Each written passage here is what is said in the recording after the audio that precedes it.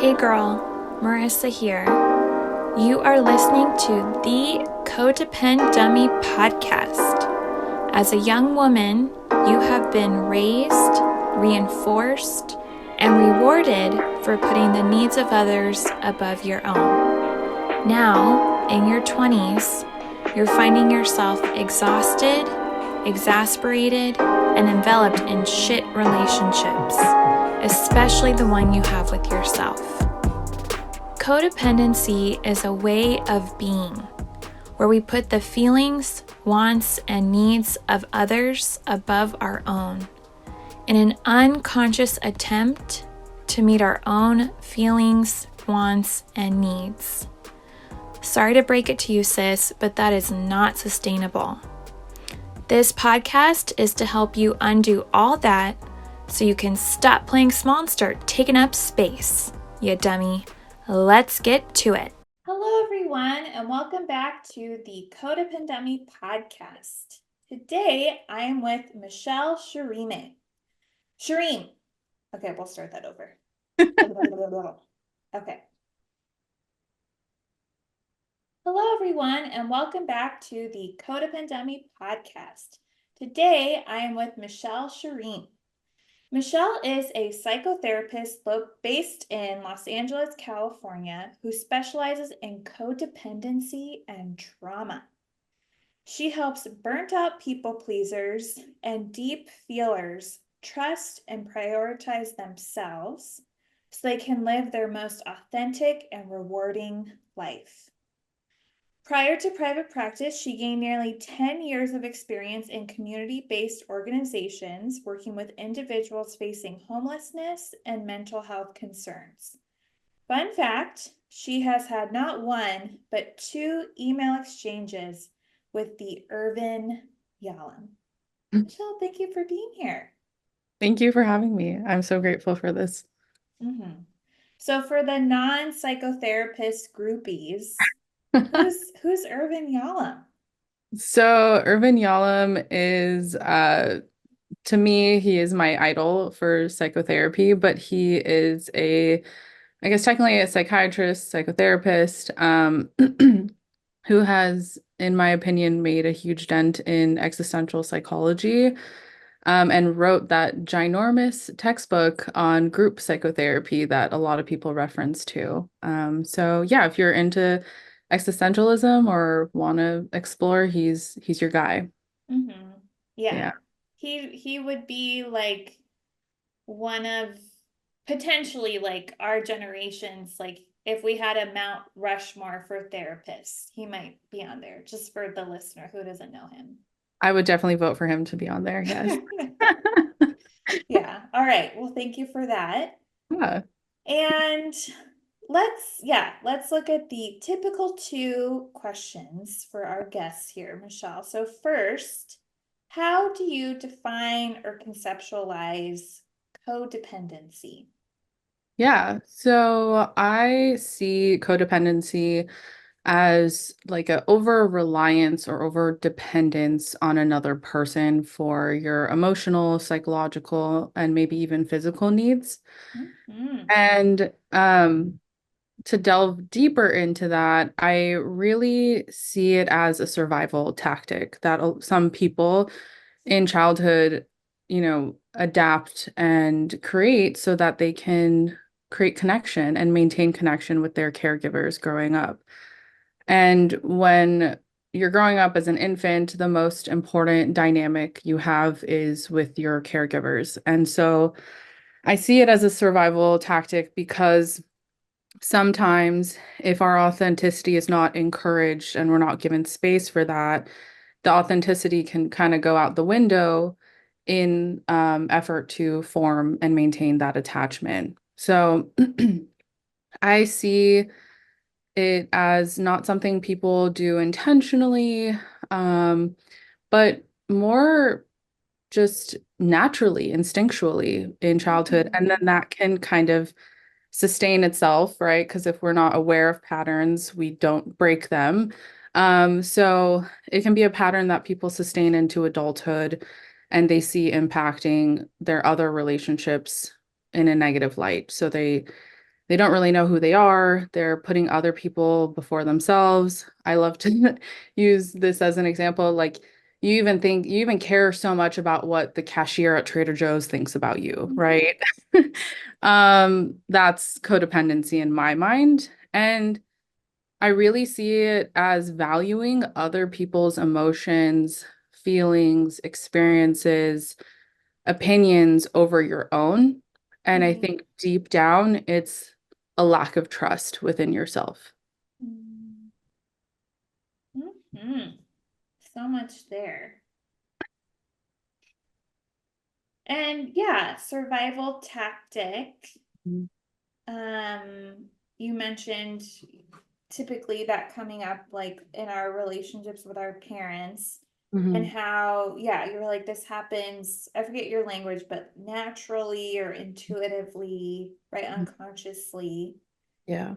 And would you say that it's also naturally, intuitively, unconsciously on the part of our parents?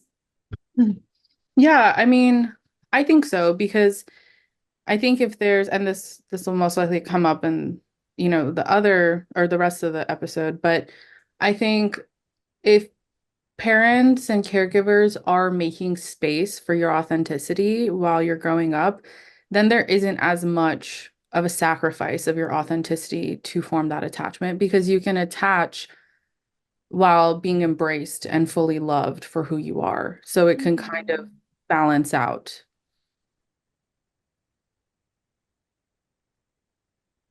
But culturally, we're not the most inviting for authenticity of children.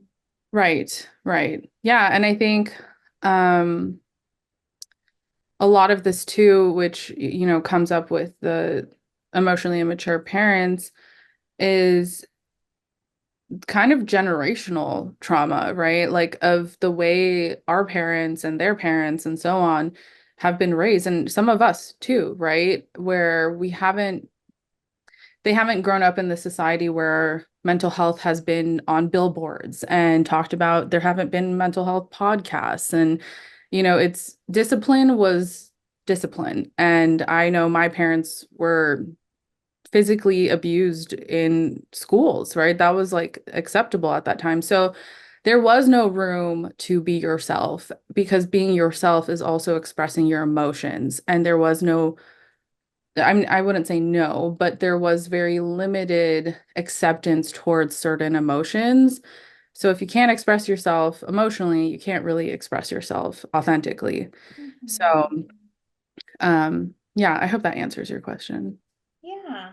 Well, Yeah. just I think, yeah, trying to like on this podcast, I think I try and give a lot of compassion to Mhm. myself and my listeners for our codependency, and Yeah. also like trying to like expand that compassion from, yeah, our early relationships where it often is bred, Mhm. again, like unintentionally, unconsciously, unknowingly.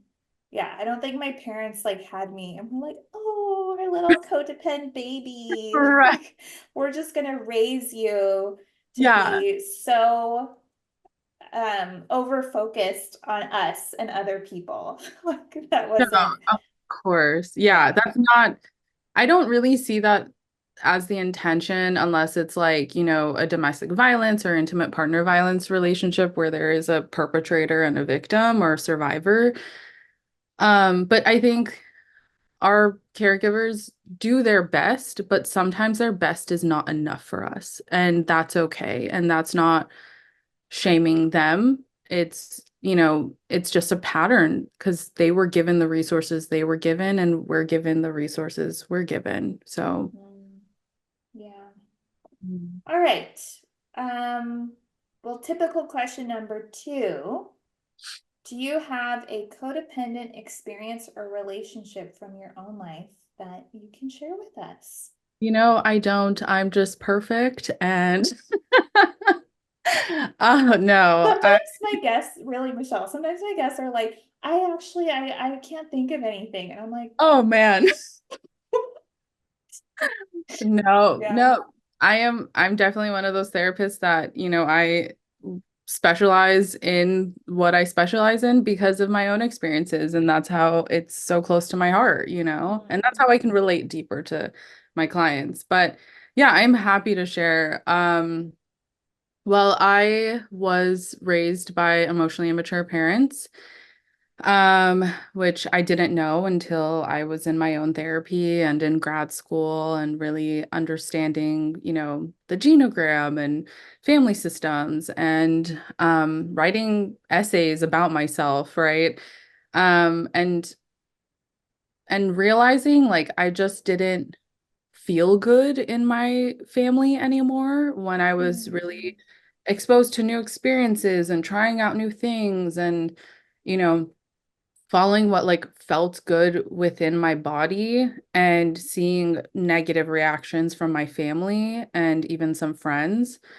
Um, so, therapy kind of gave me this space to be myself and explore who I am. And um, the piece of my story that I would really love to share is how growing up with, I guess I would say, emotionally immature parents and family members in general, um, led me to really toxic relationships outside of that dynamic too. Mhm. And I found myself in a long-term romantic relationship with someone who, was also not emotionally mature and was not taking good care of themselves and growing up feeling like the caregiver, the really caring person, the empath.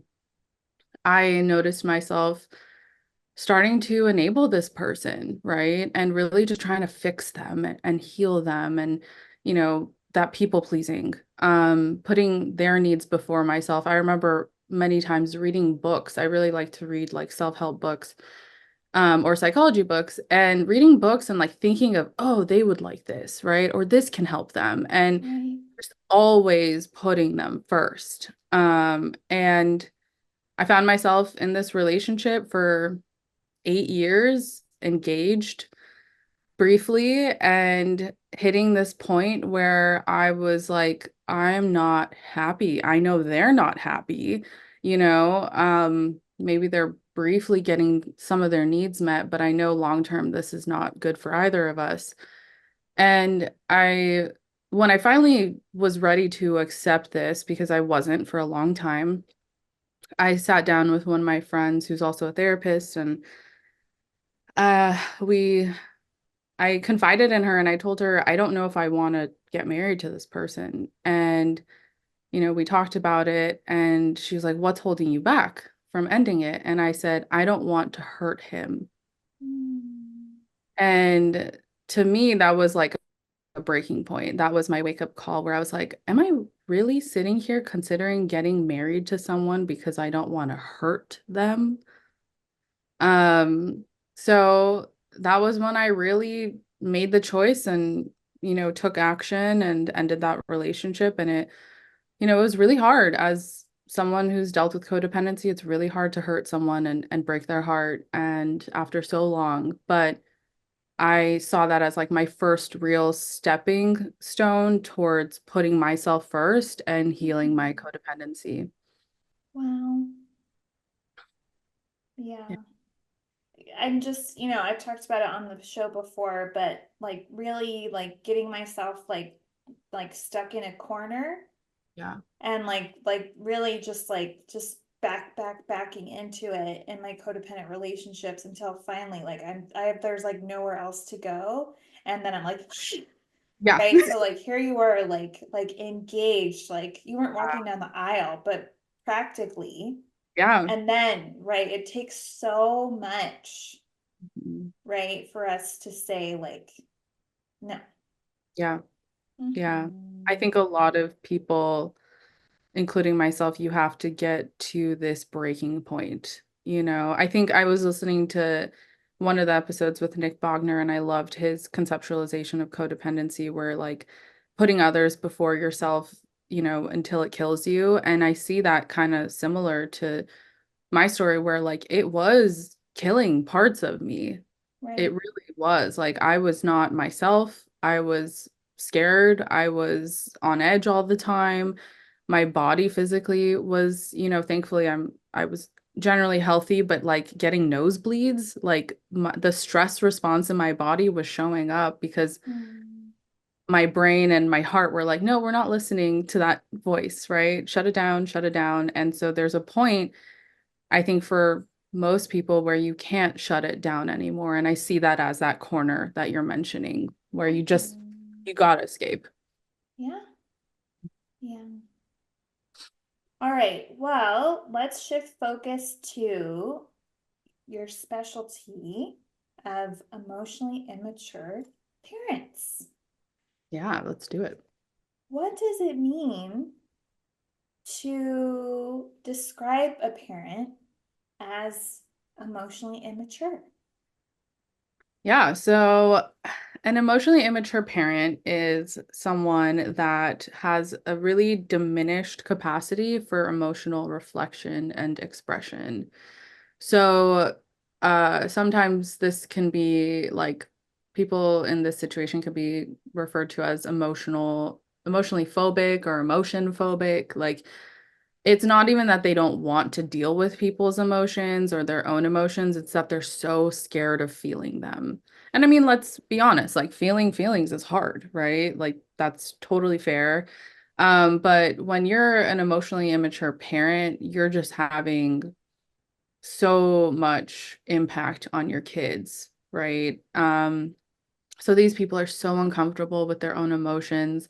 They neglect their own emotional needs. Um, they can really struggle to be present and hold space for their children's emotional needs too. Right. And that can get to a point where it's really like abuse, right? It's emotionally abusive. And I know there's like priority over physical abuse, and that's obviously so detrimental too, but emotional abuse can have such a negative impact on someone's life as well. And I do see emotional neglect as abuse as well. Mhm. Um, they won't engage in intimate conversations. They're really preoccupied with themselves. So like it's really hard for them to have a real discussion where there's a back and forth. It's like they kind of make everything about themselves a lot of the time, and in a positive or like conceited way, not really like asking for help or support in a genuine way. And they tend to really parentify their children, like putting this responsibility onto their kids to meet their emotional needs. They have really low empathy because they don't understand emotions, so how can they empathize for with other people? And I think a really important part that we kind of mentioned is they most likely were raised by emotionally immature people too, because it's Mhm. that pattern, right? And it's really hard for them to be genuinely happy for their kids when they're being themselves and expressing their own emotions. And I just really quickly wanted to touch on the different kinds of emotionally immature parents because I think Mhm. there isn't just one, right? And some people may have all four, some people may have, just one. So the first type is an emotional parent. So this is a person that I think when you think of emotionally immature parents, at least when I do, this is that person. So they're really like controlled by their feelings and they're really unpredictable. You're walking on eggshells around this person. They can go from like 0 to 100. They can be really calm and collected, and then all of a sudden something sets them off and they're explosive or, Mm. they're crying profusely. Um, and I think oftentimes there's a lot of like black and white thinking with these kinds of parents, and there's this they easily feel abandoned by people. Mm. Even if people try to help, if they don't get what they want and what they need, they feel abandoned and helpless. And they really rely on others to feel grounded and balanced. Um, And then the driven parent is that like, I guess you could think of like a workaholic person, right? Like they're always focused on their goals, they're always staying busy. They have a lot of concern around having control and being perfect. And that's over their own lives, but it's also over their children's lives, unfortunately. Mm. And then the passive parent is someone that really tries to avoid anything distressing at all costs. And typically, this passive parent is with a more dominant parent, so maybe like a driven parent or emotional parent, because they just kind of sit back and let them take control. And this one's really heartbreaking because a lot of times children of these parents will see this parent as like they'll kind of romanticize them and see them Mm. as like the perfect parent because in comparison to the emotional or driven parent, they're not abusing them, right? Like outwardly. It's not active, it's passive. Right. So um they can see them as like the parent that never hit me or never yelled at me, so they were the best parent. And they tend to minimize problems going on, turn a blind eye to abuse and neglect, which obviously doesn't make them the best parent because they knew what was going on and they didn't do anything about it. Mhm. And then lastly is the rejecting parent. They just kind of completely avoid all emotional intimacy, even sometimes physical and closeness.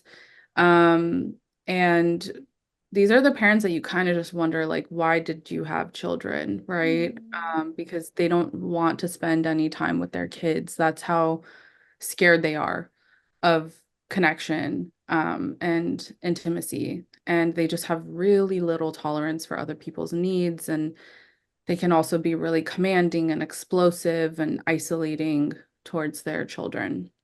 So, yeah, so those are the four main types.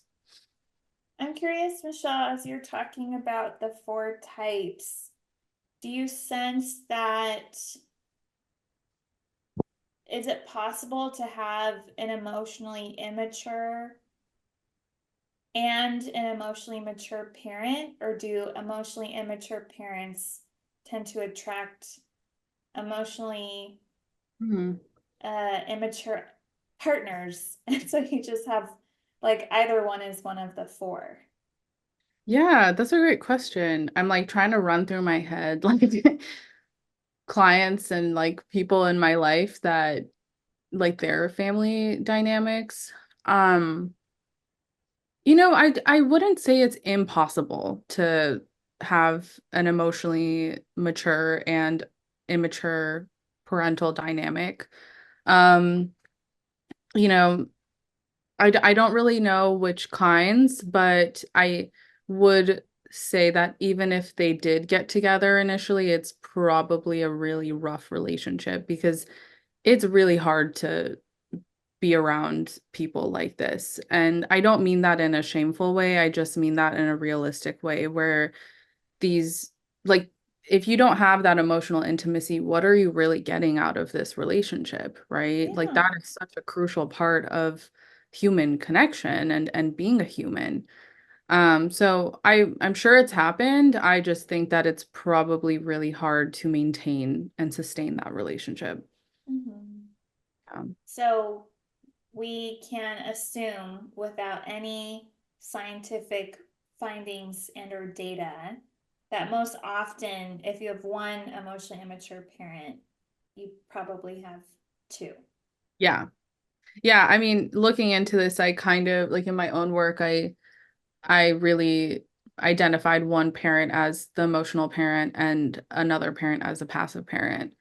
And the passive parent didn't really do anything wrong, but it was just still not enough. That's again going back to Mhm. like they're doing their best, but they're still not giving you enough. Right. Um, and they're not meeting your needs. So yeah, I wouldn't quote that it never happens, but I do think that emotionally immature people are drawn to each other. Right. Yeah. I agree. Mm. Yeah. I love watching. reality TV, The Real Housewives. Oh And boy. yeah, I feel like so many of those relationships, just like, oh, what? It's just a great combination for TV entertainment for Yeah. people. It's their lives. But yeah, just emotionally immature partners and parents. Yeah. Uh, Yep. And that's typically what ends up happening for some of the children of these parents. They end up mhm. finding emotionally immature partners. Right. Yeah. So, um, yeah, emotional immaturity in parents can be passed down and just repeated generation after generation. And and then like codependency can develop. Mhm. So, what can codependency look like in the adult children with emotionally immature parents? Yeah. So this is a very enmeshed dynamic. Um, I really see it as like there's really little room. Again, going back to that like authenticity, there's very little room for these adult children to be themselves. Even if they're like 25, or if they're a full-blown adult, there is still there could still be this dynamic where like of severe enmeshment and putting their parents' needs first, because a lot of what happens in childhood in this dynamic is that the children grow up taking responsibility for their parents' emotions. And there's this term called emotional contagion. And I find it really fascinating because I was always like, oh, this is just like projecting. And um but it's so how babies and infants, before they develop communication skills, before children understand how to identify their emotions appropriately, they're going to cry, they're going to scream, they're going to laugh, to express themselves and get their needs met, right? Um, so emotional contagion in emotionally immature parents is these full-blown adults trying to do that. They cry, they scream, they explode. They have really, like histrionic expression of emotions, so that with the expectation that the people around them, oftentimes their children, are going to be the ones to soothe them. Mm, So it's kind of like instinctual, right? But because I guess you could kind of see it as like developmentally in emotional maturity, they are an infant, right? They weren't given those tools to learn how to appropriately express their needs emotionally. right. So that's, of course, going to lead the children to think, oh, I need to do something about this, right? I need to fix this. It's my fault, because they see this pattern of when I get an A on my test, my parent is so happy.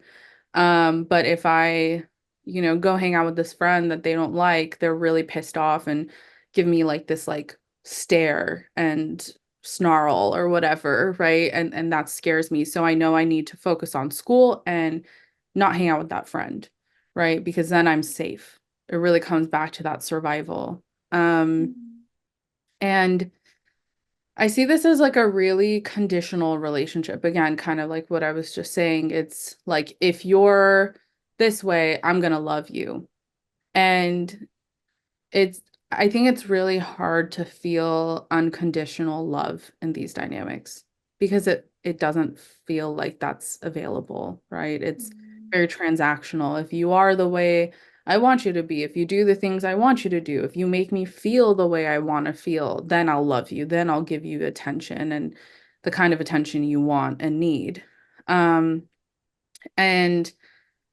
with this, then there's no room for that person to be themselves. If they're just repressing all their needs, then they're putting their parents' needs first, and they don't have any space for them. And so I think a lot of this is, again, like giving up that authenticity, giving up on your true self and putting your needs aside for the sake of keeping that parent happy. And it's never sustained. It's Mm. always temporary because I think as we both know, like we're never fully satisfied with ourselves if we're just seeking that out in others. It's really our Right. own work that we need to do.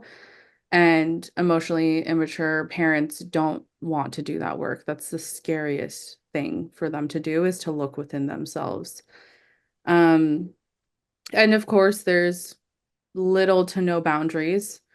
There's no education on what healthy boundaries are or encouragement of using boundaries. And there's no encouragement of that person, of that child, whether they're a child or adult child, to express their needs, to express their emotions. And oftentimes they're really shamed for Mm. this because a Right. lot of um, oftentimes adult children with these parents can be more sensitive. They can be like highly sensitive people, empaths, or just, more intuitive and self-reflective. And they can really be shamed by their parent who's emotionally immature for expressing sensitivity in any way. Mm. Because it's like, why are you doing that? This is like they're so uncomfortable with it that they're just kind of bullying their kid in a sense. Um, And I think these kids also, or adults even, they will just, again, walk on eggshells, try to predict every move. Like, oh, I know when dad comes home and, he's pissed off, he wants, you know, this for dinner, and I'm just going to make sure that that's ready so that he doesn't yell at me or he's not. And it doesn't even have to be volatile. Like, it can really just be that passive aggressive look or like a parent like sitting on the couch in front of all their kids in the living room crying their eyes out and then the kid tries to like approach them and say, what's wrong? Can I help you? And they're like, nothing, and then the kid's just taking it on and Mm. stuck and feels so helpless. So it's really just this like everyone in that situation just feels so helpless and out of Right. control. And the last thing I'll say about that too is that there's really never appropriate repair. Mm. Um, so these adult children don't know what a healthy argument looks like a lot of the time. It's either super dramatic or there's no arguing, right? And when there is a problem, there isn't healthy communication about it. And if there's a big fight or any fight at all or an issue, then the parents don't role model or show how to repair and find closure and move Right. forward. Oftentimes it's like um they'll just wake up the next day and act like everything's fine. Or maybe they'll be like, oh, I'm buying breakfast or I'm taking everyone out to breakfast today. And it's like, oh, so we're fine now, So there's never a true sense of safety, Mm. essentially. Yeah, Yeah. I agree. Yes. Yeah. Um, One thing in my marriage and like I've had to, I guess, navigate this in like all my relationships, but I I sense like with my siblings, my sisters, and also my parents and like their fights, like my perception was that fights end or like conclude with like someone being right and someone being wrong. Mm. And so sometimes, yeah, with my husband, we've been together 10 years now, but we would be in arguments and I would be like, "Okay, you're right. You're right. Like you win." And he's like, "It's not about being right." And I don't know. I mean, I'm sure his parents did a decent job, but I don't think they modeled the best conflict resolution either. But yeah, like I couldn't, like I wanted to be done with it. Yeah. And like, but then that supersedes. what we were actually arguing about, which thankfully he was like bringing me back to that, which was Hmm. like his feelings or my actions and like needing to address it. And I was like, damn Yeah. it. And Yeah. so it's been like very interesting, like arguing and resolving conflict with him and like trying to stay focused Mhm. on the issue at hand as opposed to like, okay, you're right. Or like thinking in my head, like, he's wrong, he's wrong. Um, Yeah. yeah. Yeah. Yeah. So go ahead. No, I love that example because I think I'm like focusing, I sound probably like really like negative talking about all of this and Mm-mm. setting, you know, these adults up for like failure or something, but I think this is a great example of how there is a way out of it, right? And like practicing and engaging in relationships with people that maybe they're not the most 100% emotionally mature person, but they have a stronger sense of it, or they maybe their parents, did somewhat of a better job than yours. Like there is room for growth, and it happens when someone in the conversation is like, well, let's figure this out. Like, you telling me I'm right doesn't really fix anything. Like, do you even believe that? Right? So kind of like taking steps to have more intimate, deep conversations with people when you're having an argument to get to a real sense of repair. And sometimes that's needing to take a time out, reflect on what's coming up for you, and then come back to it. Because I think something I definitely grew up with was like, okay, this is the only time we have for an argument. And Mm, like, if you walk away, you're being a jerk, right? Or you're mean if you walk away. You're abandoning that person. And you're basically saying like F off. So something I found so odd and interesting was like taking time out. So I was like, wait, you can do that? That doesn't make the other person super mad, you know? And it's actually super healthy to do that and get some space and, reconvene when you're a little more prepared and to just right. have clear communication about that. So I love that you brought up that example, that real life experience. And um I know in my like not so great relationship, I didn't do the you're right as much, but I did like I'm the worst girlfriend, or like this means I'm bad. Like Mm, I took that good bad instead of right wrong and mm, interpreted like I made you upset, or this thing is upsetting you and I can't fix it. That means I'm bad. right, So that's again like that black and white thinking versus right. like the spectrum of emotions and real true communication to get a resolution. Mhm. Mm. Yeah. So I think, yeah, we could argue that having a winner, loser, someone who's right or wrong, or good or bad in the outcome of a fight, that's pretty immature.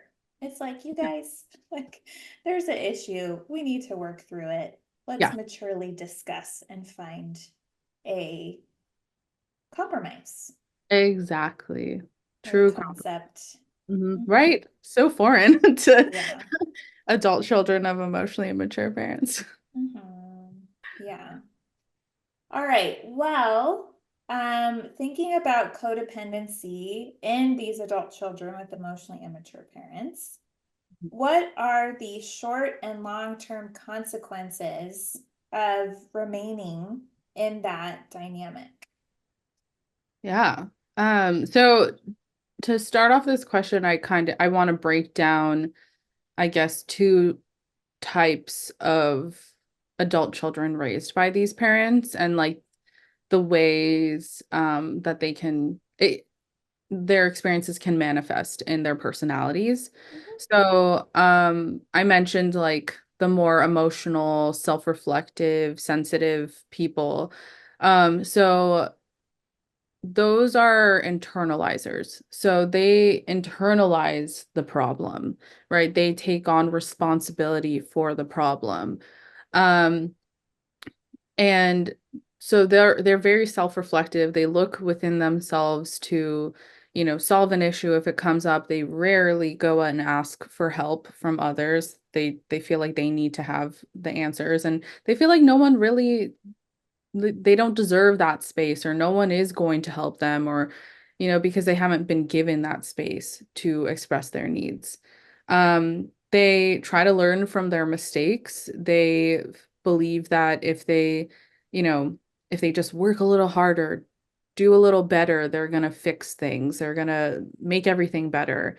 They can put a lot of effort into like fixing their parents, and oh, if I'm this way, then my parent will finally love me or give me the unconditional love I deserve and need.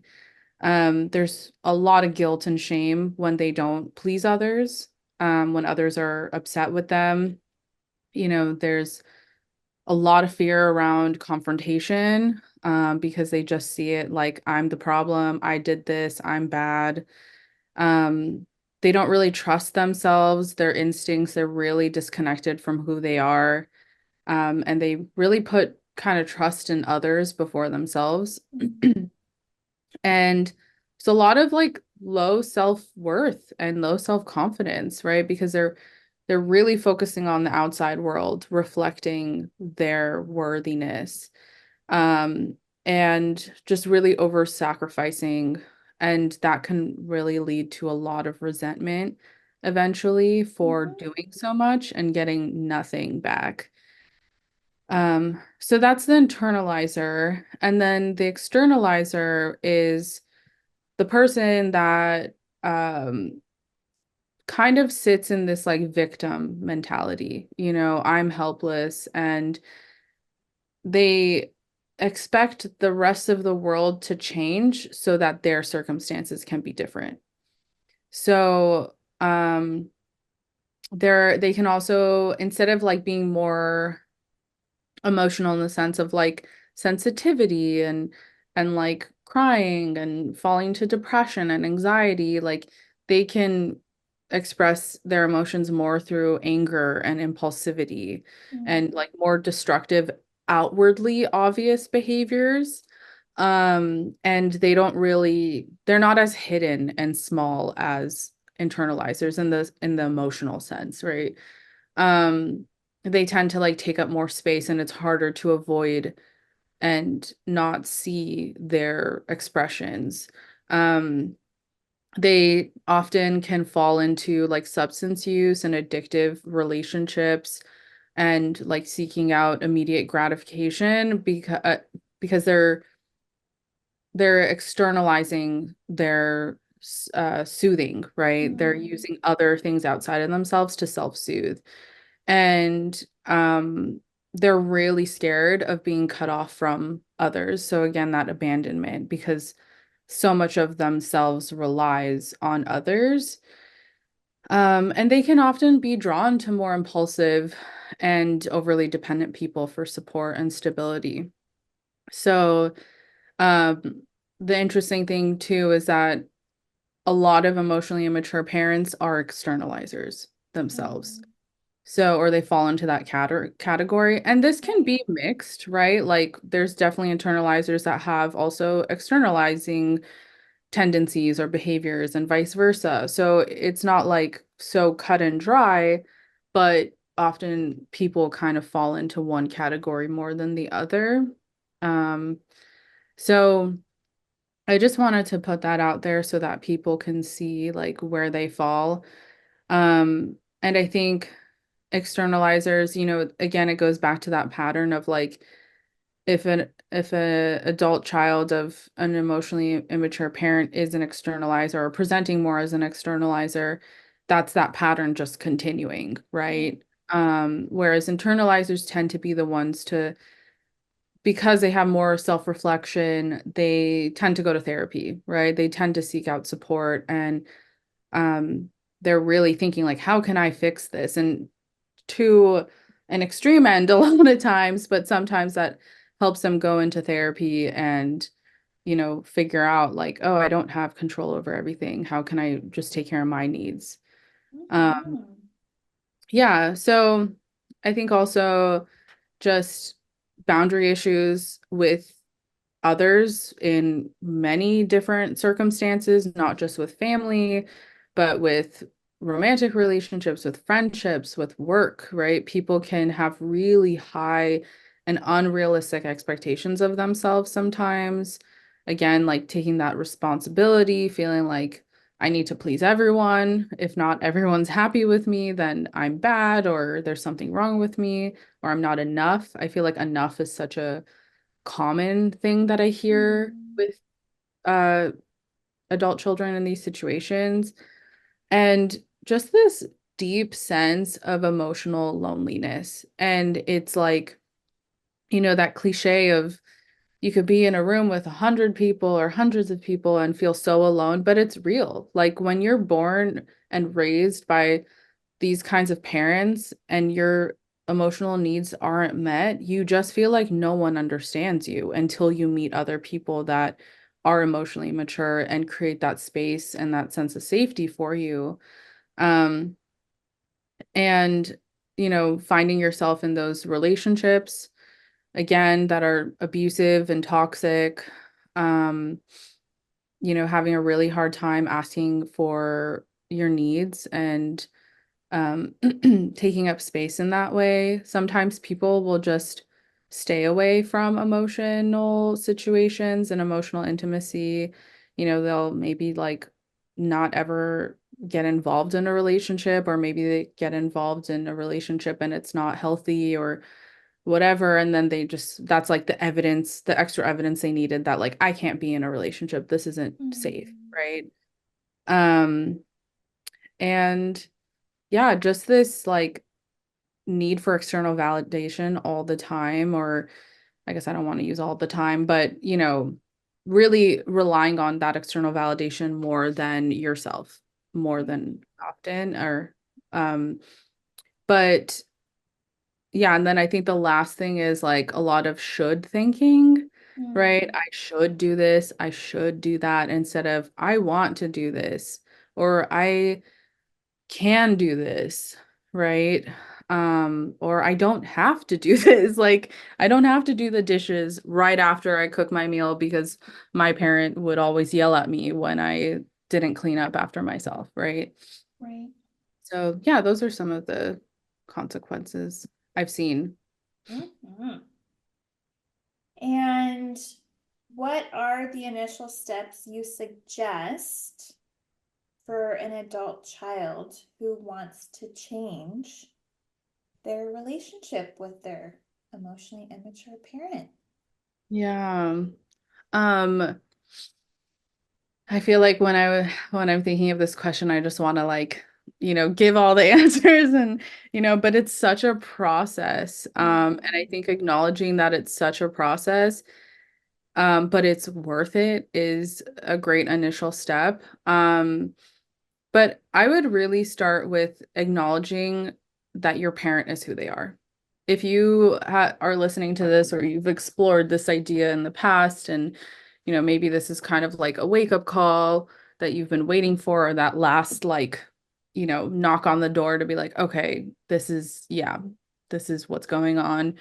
Um, Acknowledge that this is who they are, and you did nothing to create this person. They were already this way. They were already who they were from day one, and of being a parent, and it's not your responsibility, and you cannot change them ever.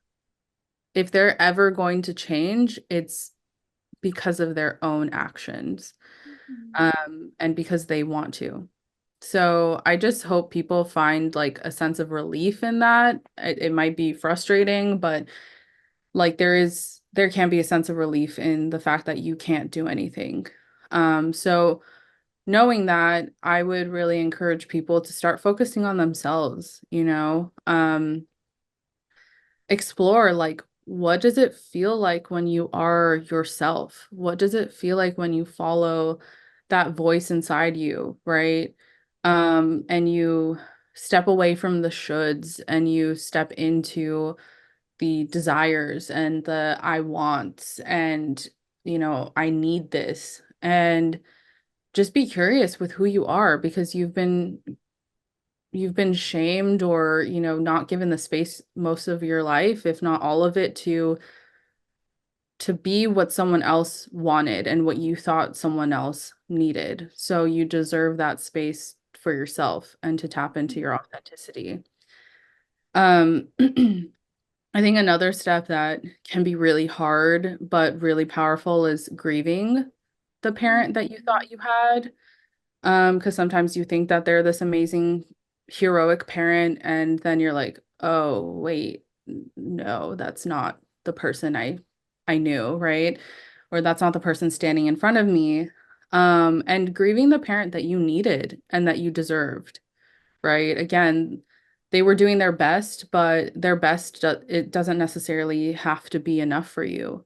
Right. Um, and so going through those stages of grief, denial, anger, bargaining, depression, and then acceptance, and knowing that that can be all over the place and you might not have all of them, but working towards that final step of acceptance eventually by honoring all your emotions that come up. And I think a lot of people in this situation get to a point eventually where they're again in that backed in that corner where they start to feel that resentment. They start to feel that anger that they never were encouraged to feel because that made them, that was a part of their authenticity or their individuality, or their parent just didn't like that emotion and encourage that emotion. And I think a lot of people in this situation might think that anger is bad because they've seen such a volatile expression of it. But if you're noticing anger, resentment, pain, heartbreak, any of this, like these are good signs. These uncomfortable feelings are a good sign that you're finally allowing who you really are, that truest part of yourself, to like take up some space and express itself. Um, Mhm. and I know that's super, super scary, but it's a great step in the right direction. And so I encourage you to just honor that and start finding people or incorporating people and communities, whether it's support groups, whether it's a therapist, to support you in this transition, because it is a transition. This is really stepping into a new part of your life. Um, Mhm. and um, taking up that space to really reconnect with who you are. Um, and I think the last thing I'll say on that is start incorporating some healthy emotional and physical boundaries with this parent or caregiver. Prepare for the time that you spend with them, like know that, okay, when I'm at an hour with mom, like that's when things start to get really uncomfortable and she starts talking about why are you still single, like you're getting old. Um, and or dismissing your feelings. So start to set a timer, have an excuse ready if you have someone in your life that can be like, hey, like we got to go to dinner, like use those people as your support to set that boundary. And if you're that person that feels a lot of guilt and shame for doing that, when you cut your parent off or set that boundary, just prepare for those conversations, prepare for those experiences. And if you're into it, like set a mantra or an affirmation that you can tell yourself, like, you know, I'm not bad. I'm a good person. I'm a good daughter, son, whatever, right? Like just something that you can tell yourself when that voice comes in when you're trying to set a boundary and is shaming you or blaming you for trying to have a healthier relationship with your parent. So yeah, that's what I would start off at. Mhm. It's a process, It such a is, process. yeah, Yeah. but a worthwhile process. Yeah. Yes. Emphasis on worthwhile. Mm. All right. Well, thank you so much, Michelle, for spousing us with your wisdom. And if people want to connect with you, learn more about you, where can they go?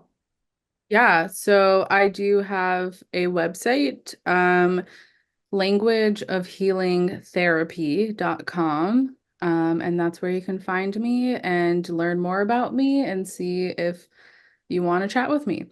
Mhm. Okay, I will put a link to that in the show notes. And again, thank you so much for sharing all of this with us. And dear listener, thank you for listening. And I will see you all next week. Take Thank care. Hey girl, it's Marissa again. I'm not like a regular podcaster, I'm a cool podcaster, right? Thank you for listening and staying till the end. You can find me on Instagram at Therapy with Marissa. Email me, Marissa at codependummy.com. Check out codependummy.com for more information on the show.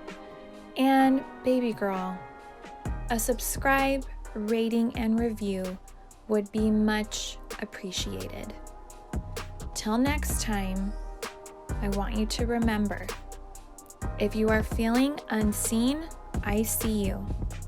If you are feeling unheard, I hear you. And if you think that you don't matter, know that you matter to me.